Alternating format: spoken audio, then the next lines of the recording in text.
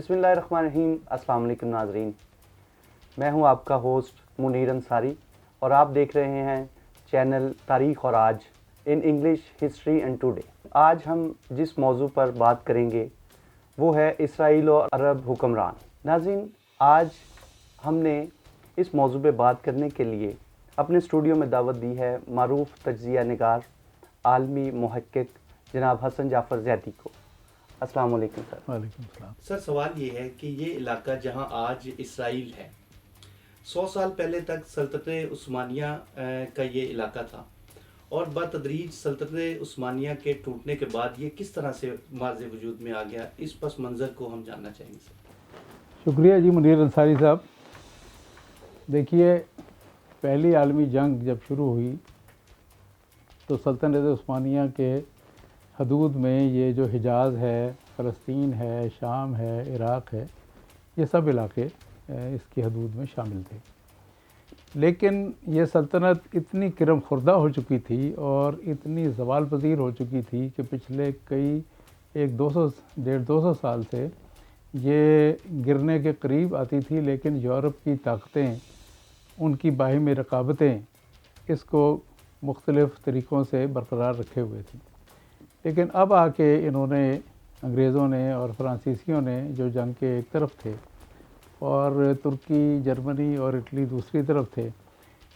انگریزوں اور فرانسیسیوں نے حتمی فیصلہ کیا کہ اب اس کا خاتمہ کر دینا چاہیے۔ اس مقصد کے لیے انہوں نے جو حجاز کا گورنر تھا شریف حسین، جس کو شریف مکہ بھی کہتے تھے، اس کے گرد اپنے جو جاسوس ہیں اور جو اپنے کارندے ہیں ان کو بٹھا کے گٹھ جوڑ کی اور ساز باز یہ کی کہ برطانیہ ان کو اسلحہ بھی دے گا، ٹریننگ بھی دے گا، اور یہ بدوؤں کی ایک فوج تیار کریں گے جس کو یہ بدو آگے آگے ہوں گے اور انگریز فوجیں پیچھے پیچھے ہوں گی۔ اس طریقے سے یہ حجاز کو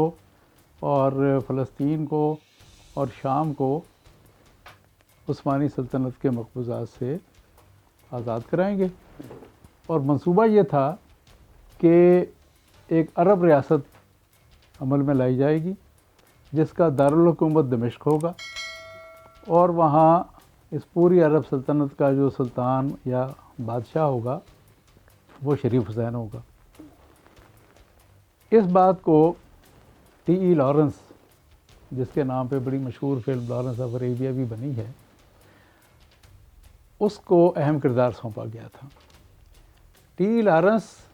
شریف حسین کے ارد گرد اور اس کے بیٹوں کے ساتھ اور اس سارے منصوبے میں اس نے بڑا کلیدی کردار ادا کیا۔ ٹی ای لارنس نے اپنے اس سارے منصوبے پر ایک کتاب لکھی ہے، انٹرسٹنگ کتاب ہے۔ اس کتاب میں اس نے یہ پوری جو عرب ریوولٹ ہے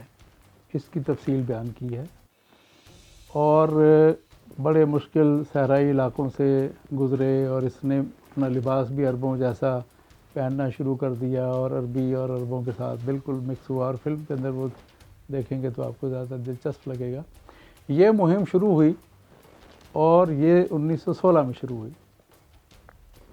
یہ بڑھتے بڑھتے عقبہ پہنچے، عقبہ سے پھر انہوں نے فلسطین اور شام تک پہنچے، اور یہ اکتوبر 1918 میں دمشق پہنچ گئے، یعنی عالمی جنگ کے خاتمے کے ساتھ ہی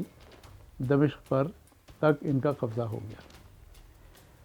اب صورتحال یہ ہوئی کہ ٹی ای لارنس نے بھی لکھا ہے اور باقی مورخین نے بھی لکھا ہے کہ یہ جو ان کے ساتھ وعدہ کیا گیا تھا شریف حسین کے ساتھ کہ دمشق میں ان کی سلطنت قائم کر دی جائے گی، لیکن خفیہ طور پہ فرانس اور برطانیہ نے ایک خفیہ معاہدہ آپس میں کیا جس کو پیکو سائکس معاہدہ کہتے ہیں۔ پیکو فرانس کا نمائندہ تھا اور سر سائکس جو ہے وہ برطانیہ کا۔ وہ معاہدہ تو انہوں نے 1917 یا 16 میں ہی خفیہ طور پہ کر لیا تھا، لیکن وہ عیاں ہوا دمشق پر ان کے قبضے کے بعد 1918 میں۔ معاہدہ کیا تھا کہ فلسطین کا علاقہ انگریزوں کے مینڈیٹ میں چلا جائے گا۔ مینڈیٹ کا مطلب ہوتا تھا اس کی عملداری میں یا اس کے قبضے میں، آسان لفظ میں، اور شام جو ہے وہ فرانس کو دے دیا جائے گا، اس کے مینڈیٹ میں چلا جائے گا، اور باقی علاقے جو ہیں وہ شریف حسین اور اس کے جو شہزادے ہیں ان کو ان میں تقسیم کر دیا جائے گا۔ جب یہ معاہدہ کھلا تو ٹی لارنس نے بھی یہ لکھا ہے کہ مجھے بڑی مایوسی ہوئی، کیونکہ یہ اس عہد نامے کی خلاف ورزی تھی جو کہہ کے میں نے ان کو اتنی مہم پر آمادہ کیا اور میں یہاں تک لے کر آیا۔ تو اس نے بھی اپنی ناراضگی کا اظہار کیا۔ اس کے بعد یہ شریف حسین جو تھا اس نے احتجاج شروع کر دیا، اور اس نے کہا کہ یہ تو جو فلسطین کا علاقہ ہے اور شام کا علاقہ ہے یہ تو میری بادشاہی میں آنا چاہیے۔ اور دو جو معاہدے ہوئے تھے، ایک معاہدہ ورسائی اور ایک معاہدہ سیورے۔ معاہدہ ورسائی تو یورپی طاقتوں کے درمیان آپس میں تھا، معاہدہ سیورے جو ہے وہ عثمانی خلیفہ کے ساتھ تھا۔ عثمانی خلیفہ نے اپنی تقریباً ساری سلطنت جو ہے وہ اس سے دستبرداری کے دستخط کر دیے تھے، صرف قسطنطنیہ اور اس کے ارد گرد کا کچھ علاقہ تھا جو عثمانی خلیفہ کے پاس رہ گیا تھا، باقی یہ سب علاقے فلسطین، شام، عراق، یہ سب حجاز یہ اس کے دستبردار ہو گیا تھا۔ اب معاہدہ سیورے اور ورسائی پر جو برطانوی وزیر خارجہ تھا لارڈ کرزن، یہاں وائسرائے بھی رہا تھا ہندوستان میں، وہ اس وقت برطانوی وزیر خارجہ تھا، اس نے کہا شریف حسین سے کہ آپ اس پہ دستخط کریں اور آپ یہ تسلیم کریں کہ یہ علاقے جو ہیں یہ فرانس اور شام فرانس کے پاس اور فلسطین جو ہے وہ برطانیہ کے پاس ہوگا۔ شریف حسین نے انکار کر دیا کہ میں یہ نہیں کروں گا۔ چنانچہ 1917 سے لے کر 18 سے لے کر 1924 تک یہ کشمکش چلتی رہی۔ اب اس کے ساتھ ہی ایک اور پیرلل میں ڈیولپمنٹ ہے، وہ بھی سامنے ہمیں رکھنی ہوگی۔ وہ کیا تھی؟ صہیونی تحریک، زائونسٹ موومنٹ۔ یہ 19ویں صدی کے آخر میں شروع ہوئی تھی، جب یورپ میں یہودیوں کی پرسیکیوشن اور ان کے خلاف جو ایک رویہ شروع ہوا تھا اس کے نتیجے میں شروع ہوئی تھی، لیکن اس کے پس پردہ بہت سارے عزائم بتائے جاتے ہیں۔ یہ ویڈیو اس میں یہ موضوع ہم نہیں لا رہے، لیکن صہیونی تحریک 19ویں صدی کے آخر پہ شروع ہوئی تھی، اور 20ویں صدی کے شروع میں برطانیہ میں انہوں نے جو برطانوی حکمران تھے ان کے ساتھ اس معاملے میں بات چیت کی کہ ہم عالمی جنگ میں آپ کو مالی معاونت بھی کریں گے،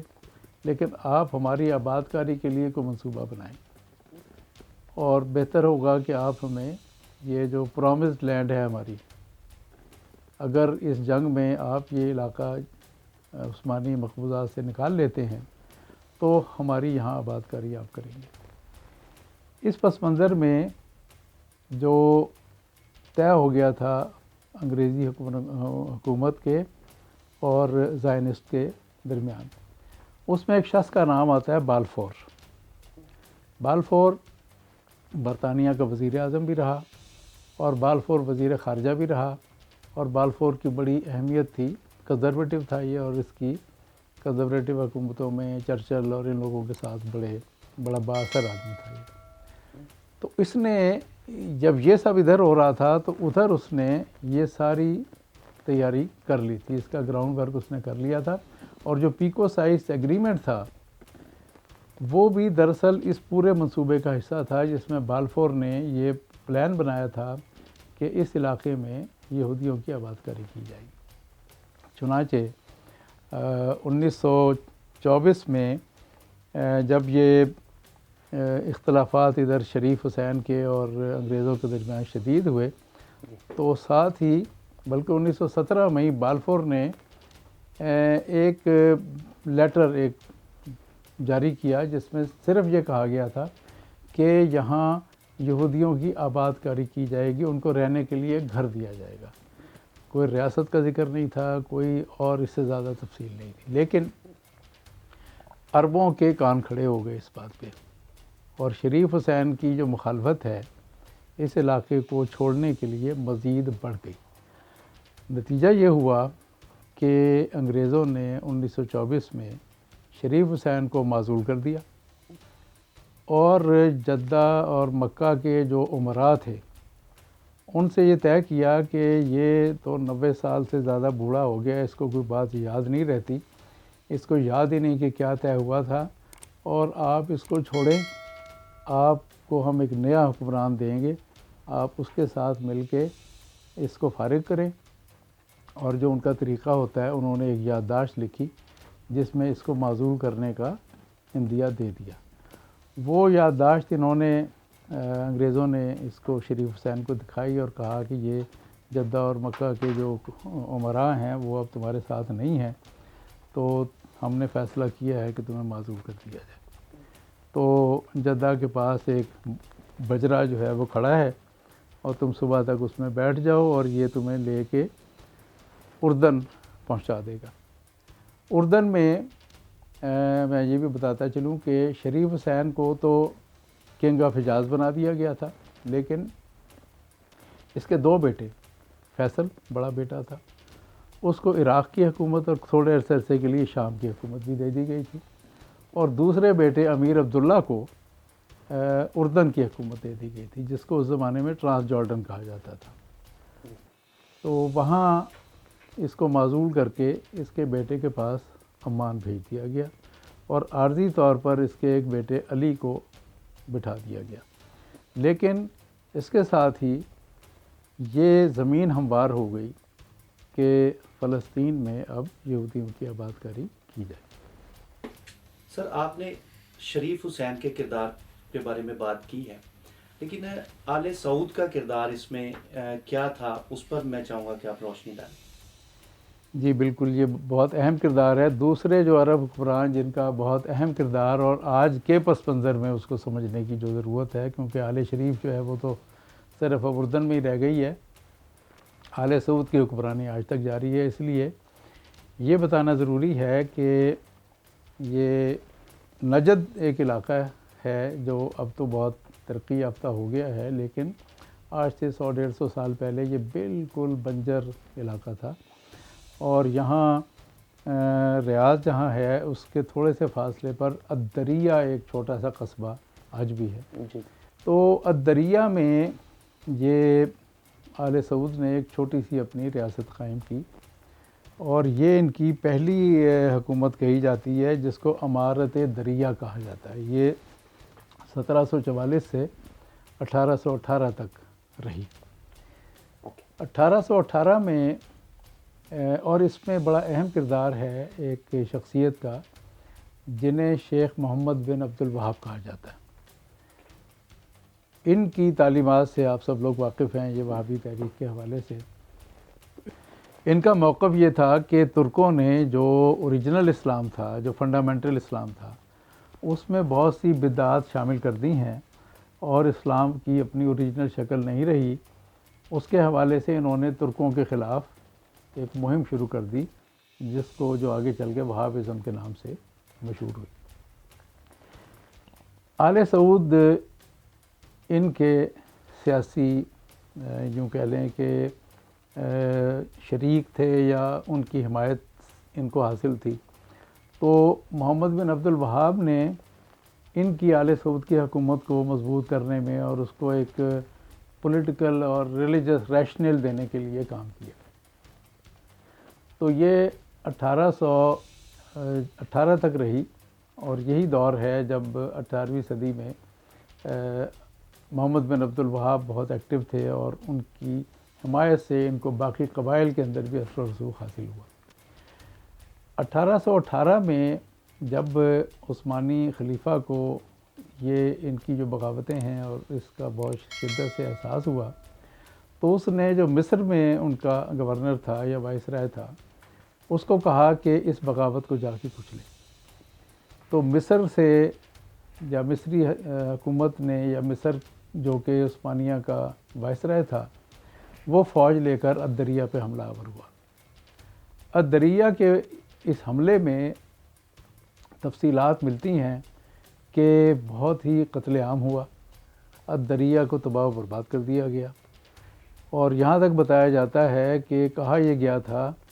کہ جن لوگوں کو مارا جائے گا ان کی کھوپڑیاں بوریوں میں بند کر کے خلیفہ کے سامنے پیش کی جائیں گی۔ لیکن بتایا جاتا ہے کہ اتنے لوگ قتل ہوئے کہ بوریاں کم پڑ گئیں تو انہوں نے ان کے 2 کان اور 1 ناک کاٹ کے ایک آدمی کو سمبلائز کیا اور اس کی بوریاں بھر کے بھیجی گئیں. یہ ایک کتاب ہے دی کنگڈم، اس میں یہ تفصیل بیان کی گئی. 2-3 ماہ تک بتایا جاتا ہے کہ الدریہ میں کوئی داخل نہیں ہو سکتا، لیکن 9 سال کے بعد پھر یہ ان کی دوسری سلطنت کا دور جو ہے وہ شروع ہوتا ہے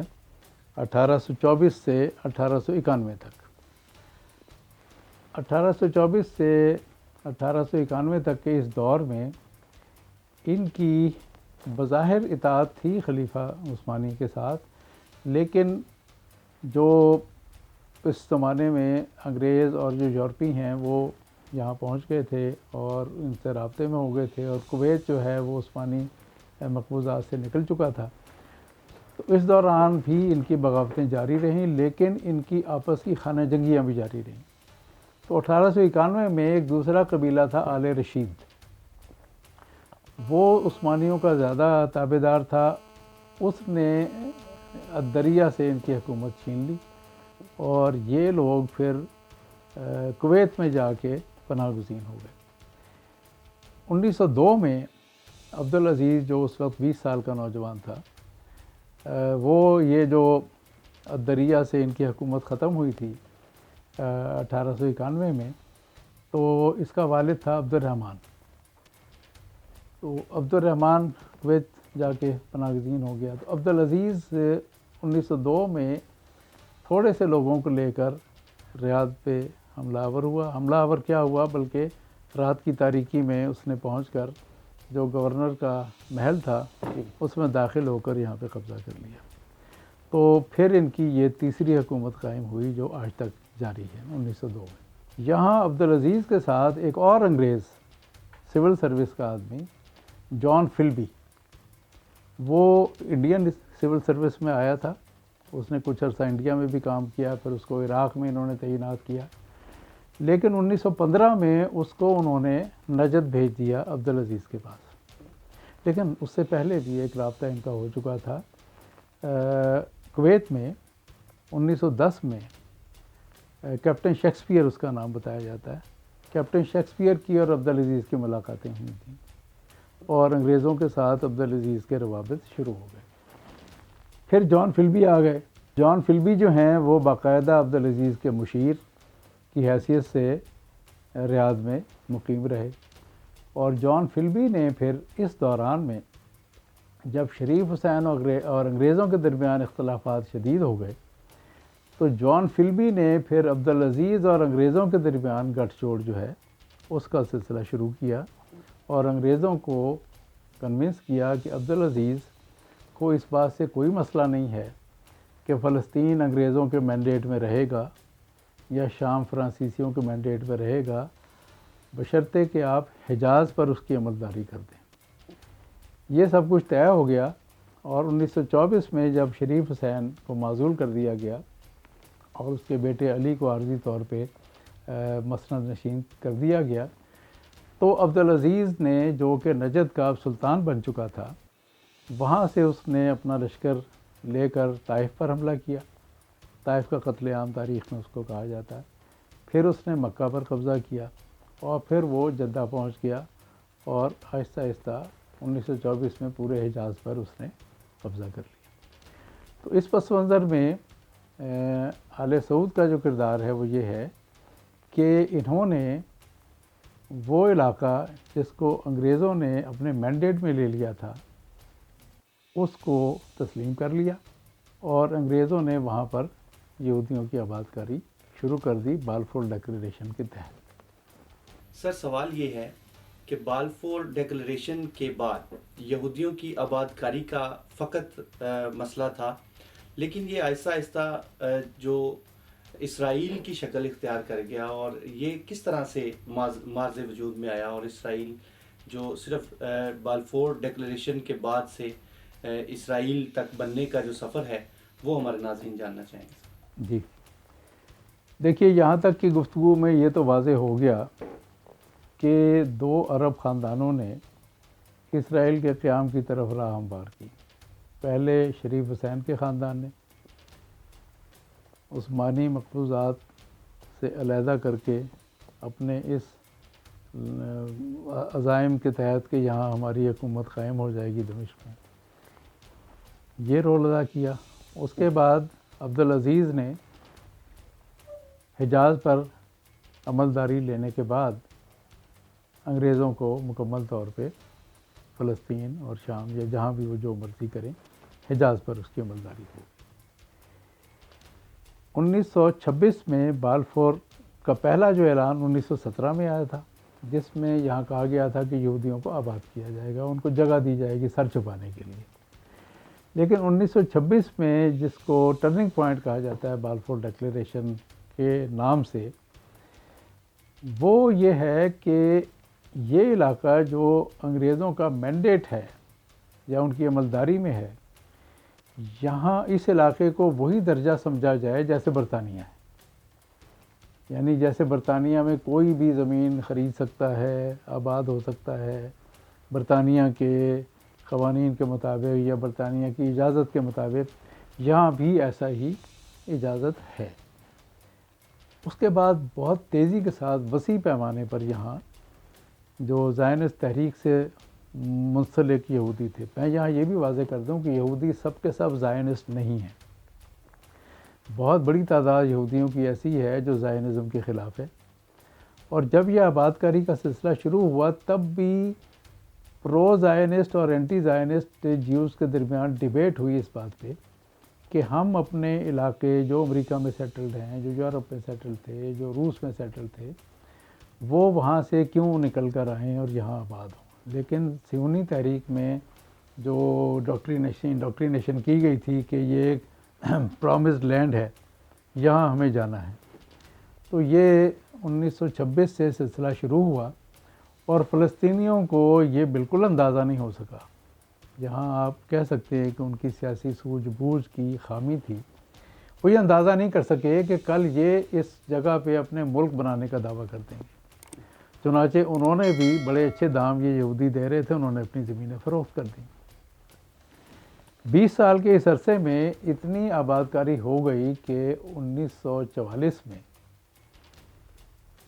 اسرائیلی یا یہ جو صہیونی تھے، انہوں نے پھر اپنی مملکت کے قیام کے لیے مطالبہ شروع کر دیا اور دہشت گردی کی کارروائیاں شروع کر دیں۔ عمارتوں کو بم سے اڑانا شروع کر دیا، ٹرینوں کو اڑانا شروع کر دیا، ہوٹلوں پہ حملے شروع کر دیے۔ اب 1944 اور 45 وہ ٹائم ہے جب عالمی جنگ میں برطانیہ تقریباً لوز کر چکا تھا اور بہت بری حالت تھی معاشی طور پر اس کی۔ اس ٹائم پر انہوں نے دباؤ بڑھایا اور جنگ کے خاتمے کے بعد پھر اس دباؤ میں زیادہ اضافہ کیا، اور 1947-48 میں یہ دباؤ اتنا بڑھا کہ 1948 میں انگریز اور امریکہ دونوں اس بات پہ متفق ہوئے کہ یہاں اسرائیل کی ریاست کے قیام کا مطالبہ منظور کر لیا جائے۔ چنانچہ 48 میں اسرائیل کی ریاست جو ہے اس کا قیام عمل میں آ گیا۔ سر سوال یہ ہے کہ 50 اور 60 کی دہائی میں فلسطینیوں کی ایک مسلح جدوجہد نظر آتی ہے، سر اس میں عرب حکمرانوں کا کیا کردار تھا؟ شکریہ منیر۔ دیکھیں، جب 48 میں اسرائیل کا قیام عمل میں آیا تو پہلی عرب اسرائیل جنگ 48 میں ہی ہو گئی تھی، اور عرب عوام اس ریاست کو تسلیم کرنے کے لیے بالکل تیار نہیں تھے۔ اس جنگ میں اسرائیل نے جو 48 میں جب قیام کے وقت جو زمین اس کو دی گئی تھی اس میں اسی وقت کچھ اضافہ کر لیا تھا، لیکن پھر وہ جنگ بندی ہو گئی۔ 50 اور 60 کے عشرے کا جس کا آپ نے ذکر کیا ہے، اس میں بڑی ایک اہم بات یہ تھی کہ دوسری عالمی جنگ کے خاتمے کے بعد سوویت یونین ایک بہت ہی بڑی طاقت کے طور پہ ابھرا تھا، اور دنیا بھر کی جو حریت پسند تحریکیں تھیں، مسلح جدوجہد کی تحریکیں تھیں، وہ بڑے اس سے انسپائرڈ بھی تھے، اور سوویت یونین کی طرف سے ان کی امداد بھی تھی، وہ اسلحہ بھی دیتے تھے، اور عالمی سطح پہ ان کی UN کے اندر بھی اور بہت سی جگہوں کے اوپر حمایت بھی کرتے تھے۔ تو اس لیے 50-60 کے عشروں میں ہمیں نظر آتا ہے کہ عربوں میں نہ صرف یہ کہ عرب قوم پرستی کی تحریک تھی، بلکہ امریکی اور برطانوی اور یورپی سامراج کے خلاف مزاحمت کی تحریک بھی تھی۔ اس دور میں مصر میں کرنل جمال عبد الناصر، ادھر عراق میں حسن البکر اور دوسرے، اور شام میں حافظ الاسد، ان کی باس پارٹی، اور ایک سٹیج پر تو آگے شام اور مصر نے آپس میں مل کر ایک ملک بنا لیا تھا، UAR کہتے تھے اس کو، یونائٹڈ عرب ریپبلک۔ تو قوم پرستی کی اس تحریک میں اینٹی امپیریلزم اور عربوں کی آزادی اور عربوں کی قوم پرستی یہ بڑی واضح تھی، اور سوویت یونین اور جو کمیونسٹ بلاک ہے اس کی ان کو بڑی حمایت حاصل تھی۔ اس میں ہم دیکھتے ہیں کہ فلسطینیوں میں مسلح جدوجہد کا آغاز ہوا، الفتح بنی اور دوسری تنظیمیں بنیں، یاسر عرفات، اور ایک اور اہم پہلو جس کا شاید اب نئی نسل کو علم ہی نہیں ہے، فلسطینیوں کی جو آزادی کی مسلح جدوجہد کی تحریک تھی وہ سیکولر تحریک تھی، اس میں عیسائی بھی شامل تھے، اور جو قدیم رہنے والے اس علاقے کے جیوز تھے جو زائنسٹ نہیں تھے وہ بھی شامل تھے۔ اس میں فلسطینیوں کی ایک تنظیم تھی PFLP، اس کے لیڈر تھے جارج حباش۔ جارج حباش کرسچن تھے۔ لیلا خالد جس نے اسرائیل کا طیارہ اغوا کیا تھا وہ کرسچن تھی، اور ایون PLO کے اندر جو حنان اشرافی اور بہت سارے PLO کے اندر قیادت میں عیسائی تھے اور آج بھی ہیں۔ اسی طرح سے ایک بڑا مشہور نام مجھے اس وقت یاد آ رہا ہے، ایڈورڈ سعید، فلسطینی کرسچن، جنہوں نے عربوں کی قوم پرستی پہ اور سامراج مخالف جو ادب ہے اس میں ایڈورڈ سعید کا بڑا اہم نام ہے۔ تو 50 اور 60 کے عشرے کی جو یہ قوم پرستی کی تحریک تھی اس کو بڑا عروج حاصل ہوا، اور نظر ایسا آتا تھا کہ فلسطینی اپنی مسلح جدوجہد کے ذریعے فلسطین کو آزاد کرا لیں گے، کیونکہ اسی زمانے میں ویتنام نے آزادی حاصل کی، کوریا نے آزادی حاصل کی، موزمبیق اور انگولا کے اندر آزادی کی تحریکیں چل رہی تھیں۔ تو اس وقت کے جب میں پیچھے جا کر اس منظر کو دیکھتا ہوں تو لگتا تھا کہ یہ بھی اپنی مسلح تحریک کے ذریعے آزادی حاصل کر لیں گے۔ لیکن 67 میں جو جنگ ہوئی، عرب اسرائیل جنگ جس کو کہتے ہیں، اس میں مختلف وجوہات ہیں، ابھی یہ وقت نہیں ہے اس کو اس تفصیل میں جانے کا۔ عربوں کو شکست ہو گئی، اور کرنل ناصر نے تو یہاں تک کیا کہ شکست کی ذمہ داری قبول کرتے ہوئے استعفیٰ دے دیا، لیکن ہم نے پھر وہ منظر دیکھا کہ لاکھوں کی تعداد میں مصری نکل آئے اور ناصر کو اپنا استعفیٰ واپس لینا پڑا۔ اس کے بعد یہ مسلح تحریک جو ہے وہ چلتی رہی، لیکن بلکہ اس میں شدت آئی اس کے بعد، اور ارلی 70s میں یہ مزید محسوس ہونا شروع ہوا تھا کہ یہ تحریک کامیاب ہو جائے گی۔ 73 میں پھر ایک دوسری جنگ ہوتی ہے جس میں مصر کی فوجوں نے سویز کو عبور کیا اور صحرا سینا میں داخل ہوئے، اور لگتا تھا کہ یہ عرب فتح یاب ہو رہے ہیں، لیکن حقیقت یہ تھی کہ اس کو کہا گیا بعد میں کہ یہ وار آف کیلکولیٹڈ آبجیکٹیوز تھی، کہ یہ پلان کر کے کی گئی تھی تاکہ اس کے بعد پھر عرب قیادت مصر اور اسرائیل کو آمنے سامنے بٹھایا جائے اور ان کا کوئی تصفیہ کروا دیا جائے۔ چنانچہ کیمپ ڈیوڈ میں امریکیوں نے یہ اہتمام کیا، اور انور سادات نے کیمپ ڈیوڈ معاہدے پر دستخط کیے، جس میں عربوں نے، یا مصر چونکہ سب سے زیادہ مضبوط ملک تھا عربوں میں، ایڈوانس بھی تھا، تو اس نے اندیا دے دیا کہ ہم تسلیم کر لیں گے، اور اس کے بعد مصر نے اسرائیل کو تسلیم کر لیا۔ اور یہ وہی دور ہے جب پاکستان میں بھی اسلامی کانفرنس کا انعقاد ہوا، تو اس کا ذکر بعد میں کریں گے۔ جب مصر اور اردن نے تسلیم کر لیا تو اس کے بعد اب اس تحریک کے اندر جو مسلح جدوجہد کا عنصر تھا وہ آہستہ آہستہ ماند پڑنا شروع ہو گیا۔ اور ایک اور ڈیولپمنٹ جو ہوئی اس میں کہ 1981 میں انور سادات کے جو گارڈ تھے انہوں نے ایک پریڈ تھی یا کوئی ریسیپشن تھا جس میں گولیوں کی بارڈ مار کر انور سادات کو قتل کر دیا۔ اس کے بعد پھر یہ فلسطینیوں کی مسلح جدوجہد میں دو رخ آ گئے، ایک وہ جو امن پسند یا جن کو ڈبس کہا جاتا تھا، اور ایک ہاکس یعنی جو کہ مسلح جدوجہد کے راستے پہ چلنا چاہتے تھے۔ تو اس کے بعد پھر ہم دیکھتے ہیں کہ یہ تحریک جو ہے کمزور پڑنا شروع ہو جاتی ہے۔ سر آپ نے بتایا کہ فلسطینیوں کی تحریک آزادی کس طرح سے کمزور ہوئی، اور اس پرامن تحریک آزادی میں عرب حکمرانوں کا کیا کردار رہا، اور آج جس طرح سے ہم دیکھ رہے ہیں کہ ایک کے بعد ایک عرب حکمران اسرائیل کو تسلیم کرتے جا رہے ہیں، اس بارے میں سر آپ کی کیا رائے؟ دیکھیے منیر، اس میں بڑا ایک اہم ٹرننگ پوائنٹ آیا 1993 میں، جب اوسلو میں ان کی پرامن بات چیت شروع ہوئی۔ وہ 2 سال تک جاری رہی، 1993 سے 1995 تک، اور اس میں 2 ریاستوں کا نظریہ لایا گیا کہ اسرائیل بھی ایک ریاست ہو جائے اور مغربی کنارہ اور غزہ پہ مشتمل ایک فلسطینی ریاست قیام میں آ جائے، اور اس کے لیے ایک پیلسٹینین اتھارٹی جو ہے وہ قائم ہو گئی، اور یہ ایک پرامن حل کی طرف جانے کا سلسلہ بنتا ہوا نظر آنے لگا۔ یہ اصل میں ایک راجرز پلان کے نام سے یہ 60s میں بھی، 70s ارلی 70s میں بھی آیا تھا، لیکن اس کو فلسطینیوں نے چونکہ مسلح جدوجہد کی صورت میں تھے اس کو بالکل رد کر دیا تھا۔ لیکن اب جب کہ انور سادات کے قتل کے بعد اور مصر اور اردن کے اسرائیل کو تسلیم کر لینے کے بعد یہ تحریک مان پڑ گئی، تو اب انہوں نے اس کو مان کے 2 ریاستوں کے نظریے پہ کام شروع کر دیا۔ 95 میں اوسلو ایکارڈ ہو گیا، جس میں یہ 2 ریاستوں کا نظریہ تسلیم کر لیا گیا، اور جس طرح سے میں نے بتایا کہ کیمپ ڈیوڈ کے ریئیکشن میں انور سادات کے ایک گارڈ نے اس کا مرڈر کر دیا تھا، بلکہ گارڈز نے، ایک نہیں تھے کئی گارڈ۔ اسی طرح سے اوسلو ایکارڈ میں جو اسرائیلی وزیر اعظم اسحاق رابن نے دستخط کیے تھے، اسے بھی ایک انتہا پسند صہیونی نے قتل کر دیا، اور یہ جو ہاکس اور ڈوز تھے دونوں سائڈ پہ، ان کی کشمکش ہمیں اس کے اندر نظر آتی ہے۔ اب ایک ٹرننگ پوائنٹ آتا ہے 1991 میں، جب سوویت یونین کا کولیپس ہوتا ہے اور دنیا سرد جنگ کے خاتمے کے بعد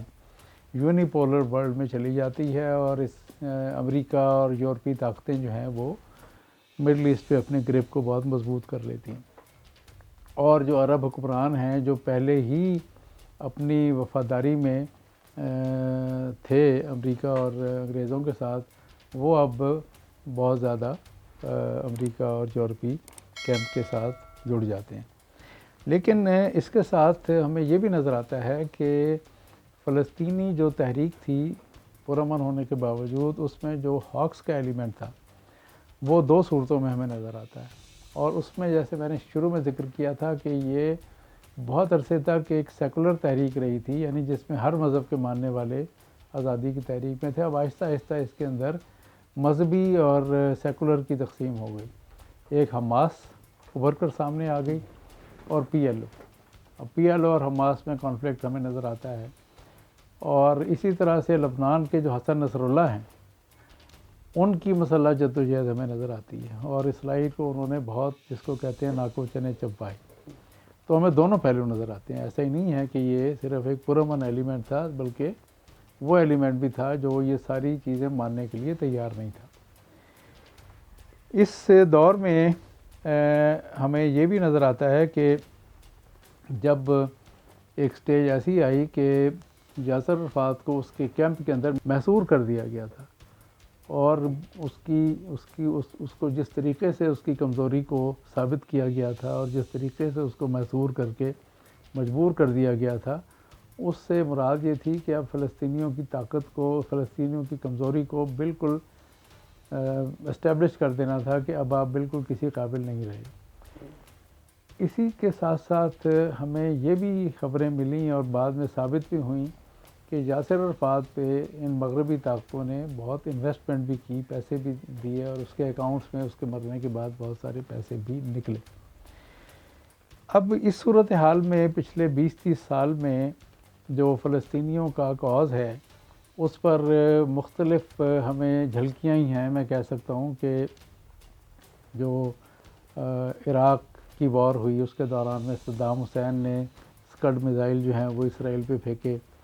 اور پھر مختلف موقعوں پر ہمیں فلسطینیوں کی حمایت میں یورپ کی جو رائے عامہ ہے وہ بھی ہمیں نظر آتی ہے. وہاں ملینز مارچز ہوئے فلسطینیوں کی حمایت میں، اور وہاں سے غزہ میں جب انہوں نے فلسطینیوں کا ناطقہ بند کیا تو بعض جارج گیلووے جیسے لوگ برطانیہ سے اور دنیا بھر سے جہازوں میں خوراک بھر کے غزہ آتے ہوئے بھی ہمیں نظر آئے اور عالمی سطح پر. لیکن جہاں تک حکومتوں کا تعلق تھا یورپ کی اور امریکہ کی، ان کا رویہ جو ہے وہ انتہائی فلسطین مخالف اور دشمن رہا. اب آج کی صورتحال پہ آ جاتے ہیں کہ مصر اور اردن تو تسلیم کر چکے تھے، اور ترکی نے بہت پہلے سے تسلیم کیا ہوا تھا. آج طیب اردگان صاحب کو شکایت ہے، لیکن اسرائیل کو تسلیم کرنے کا جو ترکی کا ہے اس سے انہوں نے اس کا خاتمہ نہیں کیا. اب جو حالیہ ہوا ہے کہ یو اے ای نے تسلیم کیا، بحرین نے تسلیم کیا، اور ابھی 2 ہفتے پہلے سوڈان نے بھی تسلیم کیا. سوڈان کا تو ایک دلچسپ آپ یہ دیکھیے کہ کئی لاکھوں ٹن کا جو گندم ہے وہ سوڈان کو اسرائیل بھیج رہا ہے. خیر یہ بیچ میں ایک بات آ گئی، لیکن اصل بات یہ ہے سوڈان میں عمر البشیر کی حکومت کا خاتمہ ہوا. اس کے بعد نئی حکومت نے کن شرائط پر تسلیم کیا اسرائیل کو کہ سوڈان کا نام بھی ہماری طرح گرے لسٹ میں تھا کہ یہ ٹیررسٹوں کی حمایت کرتا ہے، لیکن جیسے ہی اس نے تسلیم کیا اس کو اس لسٹ سے نکالنے کا اعلان کر دیا گیا. اب جو سب سے لیٹسٹ ڈیولپمنٹ ہے وہ ہے کہ اسرائیل اور سعودی عرب کے درمیان بڑی گہری، جس کو کہنا چاہیے، پینگیں بڑھ رہی ہیں. اور نیوم میں جو بتایا گیا ہے اور جس کا ڈینائل تو کیا ہے سعودی عرب نے، لیکن جس طریقے سے خود مغربی پریس نے اس کو کور کیا ہے اس سے یہ بات واضح ہو جاتی ہے کہ یہ اب تسلیم ہونے کی طرف جا رہا ہے. اب یہ جو حالیہ سعودی عرب اور اسرائیل کے درمیان سلسلہ جنبانی جاری ہے، اس کو سمجھنے کے لیے ایک منصوبے کو سمجھنا ہوگا جس کو نیوم کہتے ہیں، NEOM. یہ جو ریڈ سی ہے، بحر احمر، اس میں آپ شمال کی طرف مغرب کی طرف چلتے جائیں تو یہ جو شمال مغرب ہے سعودی عرب کا، یہاں ساحل سمندر پہ ایک بہت بڑا شہر، ایک بہت بڑا کمپلیکس آباد کیا جا رہا ہے، اور تقریباً نیئرنگ کمپلیشن ہے. 2025 میں وہ پورا منصوبہ مکمل ہو جائے گا. یہ ایک نیا شہر کیوں آباد کیا جا رہا ہے اور یہ ساری اس علاقے کو ترقی کیوں دی جا رہی ہے؟ یہ علاقہ سعودی عرب کے اندر، میں خود رہا ہوں وہاں، یہ سب سے پسماندہ علاقہ ہوا کرتا تھا. اس کو صحرائے نفوذ کہتے ہیں، یہاں کوئی جاتا نہیں تھا. وجہ اس کی یہ ہے کہ اب یہ سب کو نظر بھی آ گیا ہے، اور یہ سعودی حکمران خاص طور سے محمد بن سلمان بڑے سمارٹ ہیں کہ اب تیل کی وقت اگلے چند برسوں میں بالکل ختم ہو جائے گی. الیکٹرک وہیکلز آ رہی ہیں، گاڑیوں میں پیٹرول تقریباً ختم ہونا شروع ہو گیا ہے، اور اب اگلے 8-10 سال میں گاڑیوں میں پیٹرول استعمال نہیں ہوگا. دوسرے، رینیویبل انرجی آ گئی ہے، اور جو پاور پلانٹ تیل پہ چلتے تھے وہ بھی اب اس سے آزاد ہو جائیں گے. تو اب سوائے ہوائی جہازوں کے وہاں ابھی کوئی نیول بدل ابھی تک نہیں آیا ہے، تو پیٹرول کی مانگ بہت کم ہو جائے گی. تو یہ جو آمدنی ان کی اور یہ جو ایک انفراسٹرکچر اور یہ سب کچھ ہے، اس کے لیے ان کا جو ذریعہ آمدنی ہے وہ مینلی ٹورزم پہ ہوگا. اور ابھی ان کا ریلیجس ٹورزم ہے، جس کو وہ لوگ، جس کو ہم لوگ حج اور عمرہ کہتے ہیں، لیکن وہ اپنے حساب سے اس کو ریلیجس ٹورزم میں شمار کرتے ہیں. اور اس کے لیے انہوں نے بہت ہائی رائز بلڈنگ مکہ میں بنائی ہیں اور اس کو بڑا پروموٹ کیا ہے اور کمرشلائز کیا ہے. لیکن اب وہ دوسرا ٹورزم بھی پروموٹ کرنا چاہتے ہیں. تو یہ جو شمال مغربی علاقہ ہے، تبوک ہے، اس میں العلا ہے، یعنی خیبر سے شمال کا جو علاقہ ہے، وہاں پرانے تاریخی جو ہیں ورثے کی چیزیں بھی ہیں، اس کا بھی ذکر میں کروں گا، لیکن ابھی میں بتاتا ہوں کہ نیوم میں جو بنایا جا رہا ہے وہ یہ ہے کہ یورپ کے لوگ تفریح کے لیے جس طرح یونان جاتے ہیں یا اسپین جاتے ہیں یا اورلینڈو جاتے ہیں، وہ وہاں نہ جائیں، یہاں آئیں. تو یہاں پر وہ اٹریکشنز دی جائیں گی جو کہ اورلینڈو میں یا اسپین میں یا یونان میں ہیں تو ان سے یہاں زیادہ ہوں. یعنی یہاں پر کسینوز بھی بن رہے ہیں، یہاں پر ہر قسم کی چیزیں، نائٹ کلبز اور ہر قسم کی جو عیش و عشرت کی چیزیں وہ مہیا کی جا رہی ہیں اور بہت بڑے پیمانے پر کی جا رہی ہیں. اور کہا یہ جا رہا ہے کہ یہ 21ویں صدی کا ابھی تک جو ہے وہ جدید ترین علاقہ ہوگا نیوم. یہ نیوم جو نام ہے یہ بھی بنیادی طور پہ جو اسرائیلی نام میں آپ اس کو شمار کر سکتے ہیں. اور یہاں ایک اور اہم پہلو بتانا ہوگا کہ یہاں جو 3 کمپنیاں بڑی کام کر رہی ہیں اس پورے منصوبے پر، اس میں ایک ایکوم ہے امریکن کمپنی، ایک بیکٹل ہے اور ایک سافٹ بینک ہے. لیکن بیک اینڈ پہ یہ کہا جاتا ہے کہ یہ اسرائیل کی فراست کمپنیاں ہیں. اب اگر آپ اس علاقے کو نقشے پر دیکھیں تو یہ بالکل اسرائیل کے بارڈر کے ساتھ ہے. اور جو باتیں کی جاتی تھی نا کہ گریٹر اسرائیل کے اس پہ، تو یہ گریٹر اسرائیل ایکچولی ان دونوں کے تعاون سے وجود میں آ رہا ہے. اس کا نام ابھی نہیں ہوگا، یہ اس کو آپ عرب اسرائیل گریٹر کہہ سکتے ہیں، جو بھی کہہ سکتے ہیں. اس میں یہ عیاشی والی اٹریکشن تو ہوگی، لیکن اس کے علاوہ ایک ہسٹوریکل اٹریکشن بھی ہے. آپ کو معلوم ہوگا کہ حضرت صالح کا ایک قوم پر عذاب جو ہے ان کے آیا تھا، وہ علاقہ بھی اسی علاقے میں ہے. اس کو مدائن صالح کہتے ہیں. مدائن صالح میں بہت وسیع علاقے میں جو سنگ تراشی کے مجسمے اور جو سنگ تراشی ہوئی بھی ہے وہ اپنے زمانے کی بڑی ایڈوانس سنگ تراشی ہے، جس میں پہاڑوں کو کاٹ کے گھر بنائے گئے ہیں اور پہاڑوں کو کاٹ کے محلات بنائے گئے ہیں. اور وہ علاقہ آج سے 20 سال پہلے جب میرا قیام تھا سعودی عرب میں اپنے پروفیشنل سلسلے میں، تو وہاں جانے کی اجازت نہیں ملتی تھی کسی کو. میں بڑی مشکل سے، ہمارا بجلی کا ایک منصوبہ چل رہا تھا، اس کی وجہ سے وہاں گیا، اور وہ حیرت انگیز حد تک جو سنگ تراشی ہے، یعنی اتنی اعلیٰ قسم کی سنگ تراشی ہے کہ جو ٹرائنگل ہے اس کے کونے آج بھی ثابت نظر آتے ہیں. حالانکہ اگر اس کا وقت کا اندازہ لگائے تو 5000 سال پرانا ہے. وہ اہرام مصر کا کنٹمپریری ہے، اور جو پیٹرا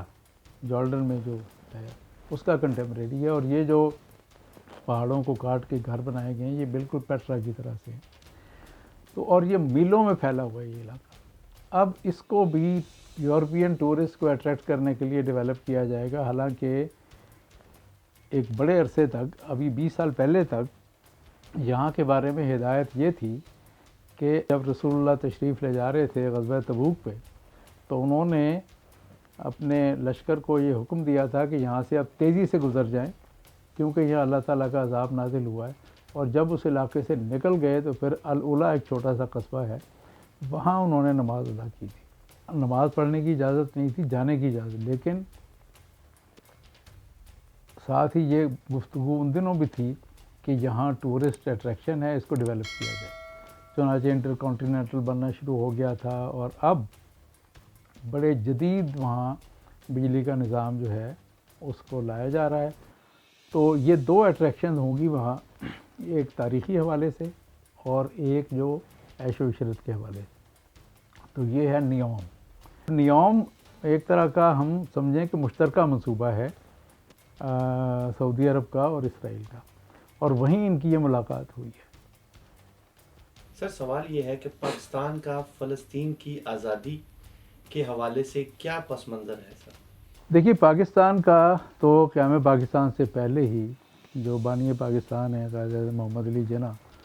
ان کا موقف بڑا واضح تھا کہ جو یہ صہیونیت ہے اور جو اسرائیل کا قیام ہے اس کو ہم تسلیم نہیں کریں گے. فلسطین کے حوالے سے پاکستان نے UN میں بھی بڑے مضبوط کیس پیش کیے، اور جو اس وقت کے وزیر خارجہ تھے سر ظفر اللہ، جن کا بعد میں جس قومیت سے تعلق تھا وہ دائرہ اسلام سے خارج ہوگی، لیکن انہوں نے سب سے مضبوط کیس پیش کیا تھا UN کے اندر، اور ان کے نام پہ مراکش میں اور بعض عرب ملکوں میں سر ظفر اللہ خان روڈ کے نام سے سڑکوں کے نام بھی رکھے گئے۔ خیر یہ بات بیچ میں آ گئی تھی۔ پاکستان کا موقف شروع سے یہ رہا، اور لیکن پاکستان چونکہ امریکی بلاک کا حصہ ہو گیا تھا اور فرنٹ لائن اسٹیٹ تھا کمیونزم کی کنٹینمنٹ کے حوالے سے، تو ہم لوگ، ہمارے جو حکمران تھے وہ امریکہ کی پالیسی کو پہ کاربند رہتے تھے۔ اس میں ایک ضمناً بات میں کر دوں کہ 1956 میں مصر میں سویز کو کرنل ناصر نے ٹیک اوور کر لیا، تو بحران پیدا ہو گیا اور برطانوی فوجیں حملے کے لیے تیار ہو گئیں، اور اس موقع پر یہ توقع کی جا رہی تھی کہ پاکستان مصر کی حمایت کرے گا۔ اس وقت کے وزیر اعظم حسین شہید سہروردی نے اپنی بایوگرافی میں یہ لکھا ہے کہ میں مصر کی حمایت میں بیان بھی جاری کرنا چاہتا تھا اور ان کی امداد کے لیے میں کچھ سامان بھی بھیجنا چاہتا تھا، لیکن اس وقت کے military commander chief Ayub Khan اور air chief air marshal Asghar, یہ دونوں حسین شہید سہروردی کے پاس گئے اور ان سے کہا کہ دیکھیے ہمیں جو اسپیئر پارٹس ہیں وہ ہمیں امریکہ سے منگانے ہوتے ہیں، تو اگر آپ ایسا کریں گے تو ہم تو پھر مجبور ہو جائیں گے۔ تو سہروردی نے لکھا ہے کہ ان کے دباؤ میں آ کے پھر میں نے مصر کی حمایت میں بیان جاری نہیں کیا۔ اب یہ سارا بیک گراؤنڈ عربوں کو معلوم نہیں، لیکن عرب یہ جانتے تھے کہ مصر، پاکستان جو ہے وہ بہت زیادہ امریکہ کی گود میں ہے، اور جب اس بحران کے موقع پہ پاکستان نے ان کی حمایت نہیں کی تو مصر میں پاکستان کے بارے میں رویہ بڑا منفی ہو گیا کہ یہ تو امریکہ کا پٹھو ہے۔ اس کے بعد ایک اور واقعہ ایسا ہوا کہ 1970 میں بریگیڈیئر ضیاء الحق، یہ اردن میں مقیم تھا، اور جو پاکستان فوجی اسلحہ، فوجی امداد یا فوجی طور پہ تعاون کرتا تھا اردن کو اس سلسلے میں، تو وہاں فلسطینی کیمپوں میں، جیسے میں نے بتایا اس زمانے میں فلسطینیوں کی مسلح جدوجہد جاری تھی، تو اور فلسطینی جو مہاجرین کے کیمپ تھے، ظاہر ہے کہ ان میں ہی اسلحہ بھی رکھا جاتا تھا اور وہیں سے مسلح جدوجہد کی تیاری ہوتی تھی۔ تو شاہ حسین کے کہنے پر بریگیڈیئر ضیاء الحق نے ان فلسطینی مہاجرین کیمپوں پر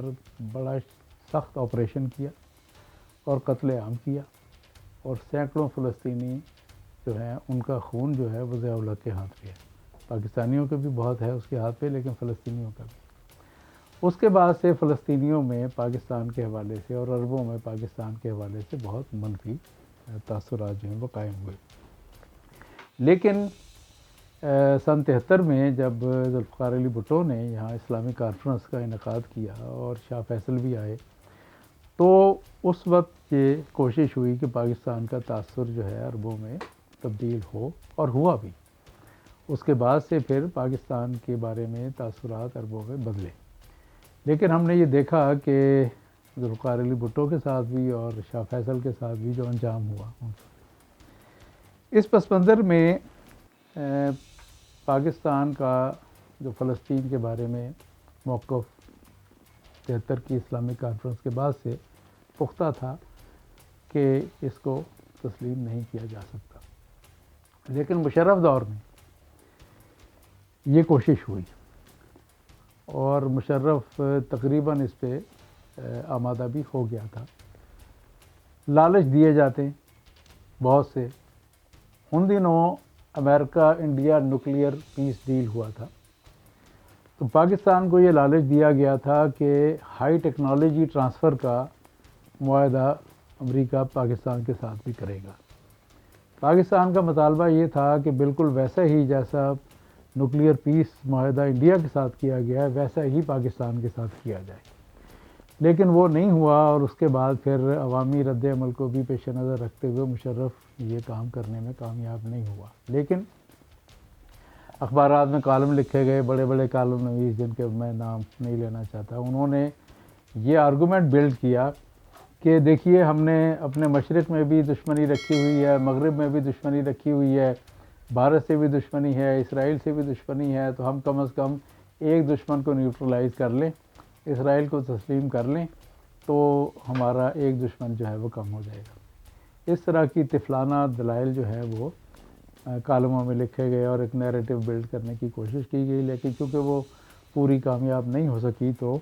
وہ معاملہ آگے نہیں گیا۔ لیکن اب پھر سے یہ بحث جو ہے چھڑ گئی ہے، اور ٹاک شوز میں اور مختلف جو یوٹیوب چینلز کے اوپر بعض اینکرز جو ہیں وہ آ رہے ہیں اور گفتگو کر رہے ہیں، تو غالباً پھر سے اس طرح کا ایک نیریٹو بلڈ کرنے کی کوشش ہوگی جس میں یہ کہا جائے گا کہ ایک دشمن کو جو ہے وہ ہم نیوٹرلائز کر لیں، اس کے بدلے میں دیکھیے ہم ایف اے ٹی ایف کی گرے لسٹ سے نکل جائیں گے، ہم وائٹ لسٹ میں آ جائیں گے۔ دیکھیں سوڈان کو بڑی حمایت حاصل ہو گئی ہے، اس کو گندم بھی مل رہی ہے اسرائیل سے، ہمیں بھی یہ سارے وارے نیارے ہو جائیں گے، تو ہم اس کو تسلیم کیوں نہ کر لیں۔ لبرلز بھی اس کی حمایت میں بولیں گے، اور بہت سے حلقوں کی طرف سے یہ نیریٹو آئے گا۔ لیکن چونکہ عوام الناس میں اس کے حوالے سے ایک مذہبی اینگل بڑا اہم ہے اور بہت مضبوط ہے کہ قبلہ اول کے حوالے سے لوگوں میں بیت المقدس کے ساتھ ایک عقیدت ہے، اور اس حوالے سے وہ اس بات کے حق میں نہیں ہوں گے۔ لیکن میں ایک چھوٹا سا واقعہ بتاتا ہوں کہ بنگلہ دیش کو ہم منظور نہیں کرنا چاہتے تھے۔ کرنل قذافی بڑے مقبول تھے پاکستان میں،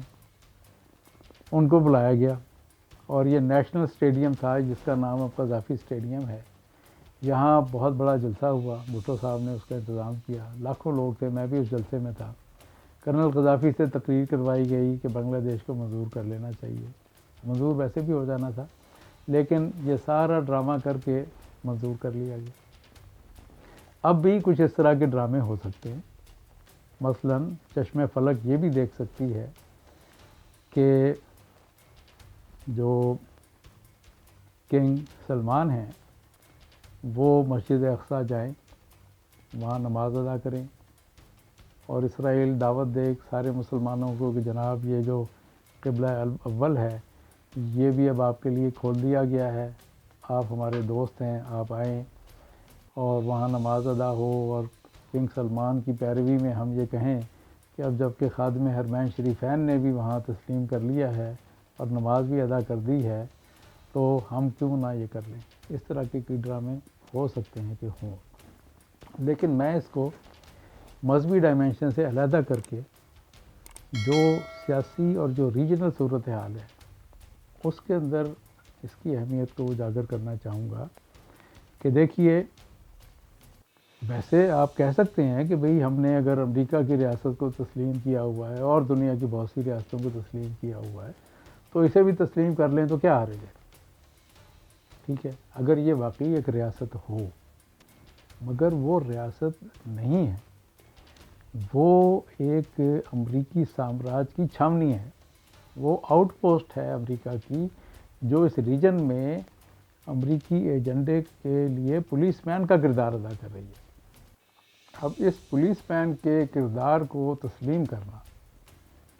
اور ایک عام ریاست کو تسلیم کرنا یہ دو الگ چیزیں ہیں۔ سر، آج کی صورتحال میں ہمارے خطے کے بڑھتے ہوئے تناؤ میں ہماری جو پوزیشن ہے اس میں نئی صف بندی میں اسرائیل کے کردار کو آپ کس نظر سے دیکھتے ہیں، اور پاکستان کے حکمرانوں کے اور پاکستانی عوام کے خصوصاً کردار کو آپ کس طرح نظر سے دیکھتے ہیں؟ پلیز آپ بتائیں۔ دیکھیے، ابھی آپ نے چند دن پہلے خبر سنی ہوگی کہ ایک بڑے اہم ایرانی ایٹمی سائنسدان کا قتل ہوا، اور آج کی لیٹسٹ خبر یہ ہے کہ چین کے وزیر دفاع نے پاکستان میں آ کر آرمی چیف قمر جاوید باجوہ سے اور chief of army staff Nadeem Babar سے ملاقات کی۔ اب ان دونوں واقعات کو رکھ لیں اور اس کے ساتھ پھر جو تسلیم کیا گیا ہے یو اے ای نے، بحرین نے اور سوڈان نے اسرائیل کو، اس کو رکھ کے دیکھ لیں، اور جو حالیہ ملاقات محمد بن سلمان کی اور اسرائیل کی نیوم میں ہوئی ہے اس کو رکھ لیں، تو یہ صف بندی آپ کو واضح طور پہ نظر آ جاتی ہے۔ خطے میں کشیدگی میں بہت تیزی سے اضافہ ہو رہا ہے۔ اسرائیل کی جو چھاونی ہے وہ اب خلیج فارس تک پہنچ گئی ہے، یو اے ای میں، بحرین میں، اور اس کے بعد خبر ہے کہ عمان بھی تسلیم کرنے جا رہا ہے۔ تو اب خلیج تک اسرائیل کی رسائی ہو جاتی ہے۔ ایران میں چین کی رسائی ہو چکی ہے، ایران اور چین کے درمیان معاہدے ہو چکے ہیں، اور بڑا سگنیفیکنٹ ہے، اس میں یہ بھی یاد کر لیں کہ آج سے 4-5 ہفتے پہلے کی بات ہے کہ چین کے صدر کا ایک خط آیا تھا جس میں اس نے یہ کہا تھا کہ ہر حال میں ہم پاکستان کے ساتھ کھڑے ہوں گے، اور آج چین کے وزیر دفاع کا آنا جو ہے وہ بڑا سگنیفیکنٹ ہے۔ ہماری مشکل یہ ہے کہ ایک سیاسی تھیٹر جو ہے وہ چل رہا ہے ملک میں، اور لوگ جو ہیں اور جو اینکرز ہیں اور جو ٹی وی چینلز ہیں وہ اس کو دکھائے جا رہے ہیں، اور حکمران طبقوں کے درمیان جو حکومت میں ہے وہ بھی اور جو اپوزیشن میں وہ بھی، ان کے درمیان ایک دھینگا مشتی چل رہی ہے، اور لوگ اس دنگل کو دیکھ رہے ہیں، مگر جو اصل دنگل اس علاقے میں ہونے جا رہا ہے اس کی طرف نگاہیں نہیں ہیں۔ نہ ہی یہ جو سیاستدان ہیں یا حکمران ہیں ان کی گفتگو میں اور ان کے معیار میں کہیں یہ گریوٹی آف سچویشن کو ریئلائز کرنے کا اندازہ نہیں ہوتا کہ کس قسم کی آپ صورتحال سے دو چار ہیں۔ آپ ایک بیٹل فیلڈ میں بیٹھے ہوئے ہیں، اور بحث کیا ہو رہی ہے ٹی وی چینلز پہ کہ مریم نواز نے نیلے رنگ کی شال پہنی ہوئی ہے، اور آصفہ بھٹو جو ہیں وہ وہی لباس پہن کے آئی ہیں جو بے نظیر پہنتی تھیں، اور انہوں نے ہاتھ اسی طرح سے اٹھایا ہے جس طرح بے نظیر اٹھاتی تھیں۔ یہ لیول ہے ہمارے ٹی وی کے اوپر جو مباحثے ہیں گفتگو کا، اور یہ لیول ہے جو ہمارا سیاسی دنگل دکھا رہا ہے۔ صورتحال کی گریوٹی کا اندازہ میں نے آپ کے سامنے رکھ دیا ہے۔ اس میں ہمارے عوام کے لیے ایک بہت لمحہ فکریہ ہے کہ حالات کی سنجیدگی کو دیکھیں، سوچیں، اور یہ اہم سوال اٹھائیں حکمرانوں سے بھی اور یہ جو اپوزیشن ہے ان سے بھی، کہ یہ جو محاذ آرائی اور یہ دھینگا مشتی ہو رہی ہے اس میں ہم یہ اس خطے کی جو اتنی کشیدہ صورتحال ہے